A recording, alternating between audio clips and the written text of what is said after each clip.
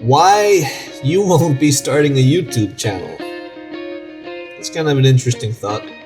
So I've been on YouTube for the past 2 years now. 1 million views, 2,000 subscribers. It's a small channel, and who knows how much it will grow, if it will grow much. But before I started this channel, there were kind of some huge hurdles to overcome before posting content. Hurdles that are mostly mental, sort of non-existent. The excuses we make not to give it a go. Look, let's start off by saying if video editing and posting content is not for you, it's not your thing, fine, it's not a problem. I mean, this is a small channel, 2,000 subs, 1 million views. I didn't know a thing about YouTube. I just started looking around. I saw some guys getting a couple million views for what I thought were, kind of mediocre videos. And my thought was, oh man, if those guys can get 1 million views, I should be able to do 1/10 of that. And what's 100,000 views worth? What, like $100? That sounds nice. Fresh, new, gullible, and ignorant. The best way to start any task. And I do mean that. You'll never have a better chance of getting something done if you believe you can do it, rather than hyping yourself down before you've even begun. So where are my easy millions of subscribers and $100? Yeah, about that. Moving on. Like I said, many excuses not to start. This isn't just a YouTube thing. This goes for everything. It might be the reason why it took me a while before I did my first animation, or any other task for that matter. And for you, it might be something different. It doesn't necessarily have to be YouTube. So what's the first excuse? Not enough money from the equipment. So yeah, about that. I have no money. 2016, when I started this, I had an HP NC6400 laptop that had the amazing power of a Centrino Core Duo combined with onboard graphics. For you people that don't know tech, it was atrocious. It was a nightmare. Oh, I mean, really. Okay, it was fine for your Word documents, for your web browsing. Yeah, admit, passable. But video editing? No. I can't explain to you the headache that is editing literally blind. Video was unwatchable in Premiere. I relied on choppy audio to edit, and this was even after transcoding the video to make it easy to use in Premiere. Rendering even a short 2-minute, 3-minute clip, that would take a whole night. But I did it. When I had the chance, I sold that laptop for €20, and I upgraded to my pretty good first-gen i5 laptop for €100. It served me well. And you can check the video out on that laptop. Learn a little bit more about how to look for a decent low-cost laptop. I ended up selling that a good year later for about the price I bought it for. And I moved on to a much more powerful PC setup, desktop setup, dropping about €250 to put the whole thing together, with an FX 8350 and 32 gigabytes of RAM, along with the GTX 670 video card. And that's what I have now. It has been incredibly comfortable. I mean, obviously it's not the most powerful system, but even now that I've moved on to 4K video, and I do the occasional use of Maya and After Effects, it's worked. It's been okay. Now, when I started, I had what I would say pretty good camera. I had the Canon 1100D. There were some issues. It's an amazing camera for photos, considering that it's a low-cost, low-level entry camera. But it wasn't quite that adequate for video.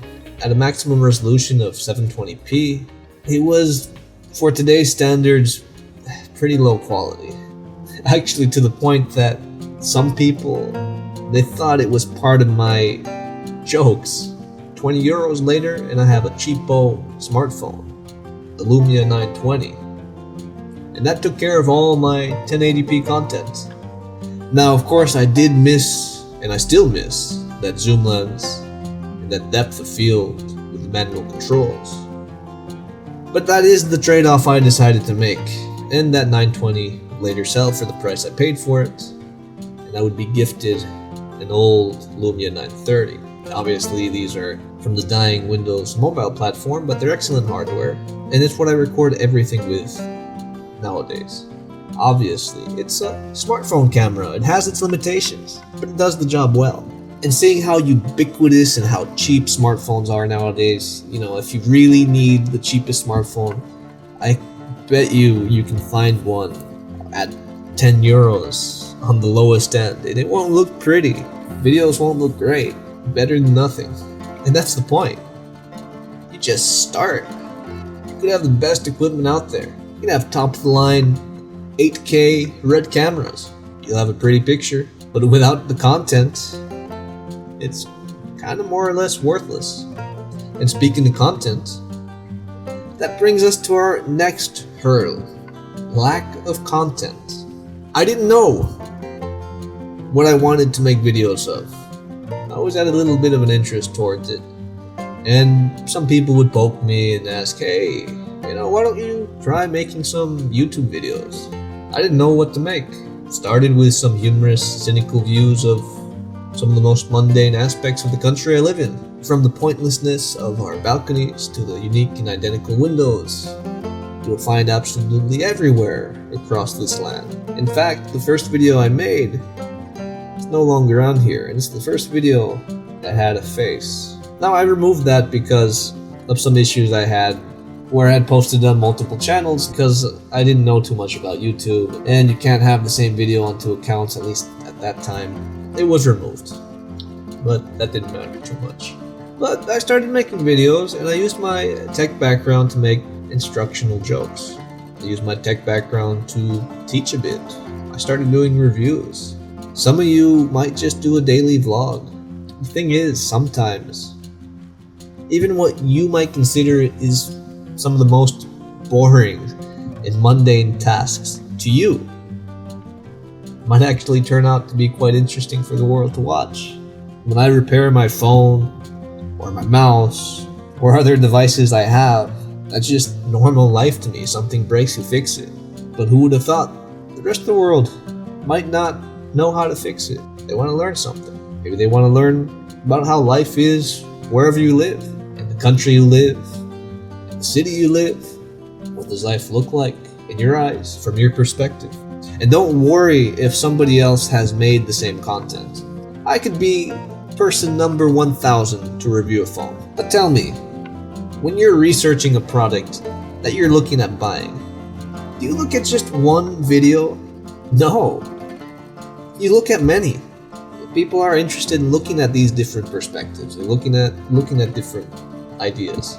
But at the end of the day, don't think too much about it, or otherwise you end up not putting anything out. Just make something. Post it. Don't look back. If the content is not good, no one's going to hold that against you. And if they do, well, don't worry about that. Look, you do it every day, every week, every month. You just do it, and I guarantee you, through the years, you will get better. And I have a long way to go. But look back. Look at my first videos. You can't say there hasn't been improvement. And that's pretty much all there is to it. The two hurdles that I had to push through that make me think, hey, maybe I should have started earlier. But you can pretty much say that about any task. Now, obviously, like I said, this is not a big channel. It might never be. When I first came into YouTube, I came in thinking everybody got 1 million views per videos. It's just my naivety. Turns out, it's not quite true. But hey, whatever it is you're thinking of trying, just give it a try. Now think about this. Maybe my situation isn't typical. It's been an incredible journey. Right after I started this YouTube channel, I got a contract to make boring, technical how-to videos. Of course, that contract ran out, led to another job, kind of doing the same thing. In fact, I got flown out to China just to make a video on some manufacturing equipment. Now that contract's over, and I'm sitting around looking towards what's next. But yeah, without YouTube, without that first video, none of that would have happened. It's been an interesting journey. So that's all I have to tell you. Those are the two biggest hurdles that were in my mind before I started making videos. And they're often in my mind while I'm making videos. No, I don't have the best equipment. Way better than it was 2 years ago, but None of us have the best equipment. Well, I guess a few people do. You gotta work with what you have. And for content, just start making it. I still say, this channel, it's an experiment. So if you like the story, if it's motivated you in any way, if you like this type of content, hit that like button. If you didn't like it, what harm is there if you click that like button anyway? Subscribe if you have not subscribed already. And of course, no matter where you are in this world, do make sure to try and have a good day, a good morning, and a good night. Bye-bye.